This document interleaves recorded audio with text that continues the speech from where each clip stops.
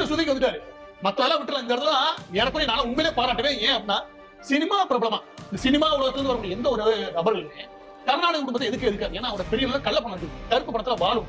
அதுலயே இந்த பண்டிகள் போடுற மாதிரி போடுறதுக்கு இந்த சினிமா உலகமே அவர் தயாரா இருக்கு. பிலிம் இண்டஸ்ட்ரி அப்படிதான் வச்சுக்கோங்க. ஆனா அதுல இருந்து ஒருத்தர் வந்து இந்த குடும்பத்தை இந்த அளவுக்கு வாங்கினது மட்டும்தான்.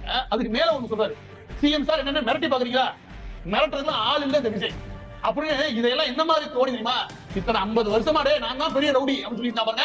அந்த கட்சிக்கு பெரிய சவால் இந்த மிரட்டலுக்கு நான் ஆள் இல்ல அப்படின்ட்டாரு. அத்தோட அந்த வசனத்தோட சேர்த்து சொல்றாரு, குடும்பத்தோட கொள்ளையடிச்சு வாழ்ற உங்களுக்கே இவ்வளவு இருக்குன்னா உழைச்சு வாழ்ற எனக்கு எவ்வளவு இருக்கும். இதெல்லாம் எவ்வளவு பெரிய அசிங்கம் தெரியுமா. ஊர்ல எல்லா பேரும் காடு துப்புன விஷயம். கர்நாடக பேர்ல எப்படியா நல்ல பேர் உருவாக்கி ஊர் ஊரா செலவு வச்சிருக்காங்க. செலவு வந்து புது புது வரலாறா எழுதி கர்நாடக நல்ல பேர் உருவாக்கலாம் அந்த குடும்பம் தயார் பண்ணும் போது மொத்தத்தையும் வெடி வச்சு தகர்க்கிறாரு விஜய். அவன் குடும்பம் கொள்ளையடிச்சுதான் வாழ்ந்துட்டு, நீ கொள்ளையடிச்சு வாழ்ற உனக்கே இவ்வளவு இருக்குன்னா உழைச்சு வாழ்ற எனக்கு எவ்வளவு இருக்கும். அதுக்கு அடுத்து உச்ச சுதிக்கு வந்துட்டாரு. மத்தெல்லாம் விட்டுல இந்த இடத்துல